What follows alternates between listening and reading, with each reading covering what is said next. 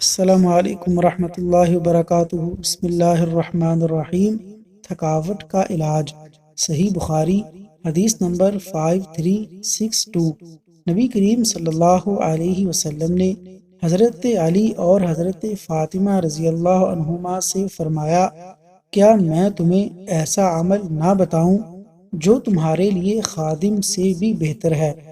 جب تم اپنے بستر پر لیٹو تو 33 مرتبہ سبحان اللہ، 33 مرتبہ الحمدللہ اور 33 مرتبہ اللہ اکبر کہا کرو۔ حضرت علی رضی اللہ عنہ کہتے ہیں، میں نے جب سے رسول اللہ صلی اللہ علیہ وسلم سے سنا ہے اسے ترک نہیں کیا۔ کہا گیا کہ جنگ صفین کی رات بھی نہیں؟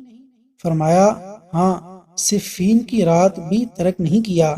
اگر اسی رات مر جاؤ تو فطرت پر مرو گے۔ اللہ تعالیٰ عمل کی توفیق عطا فرمائے، آمین۔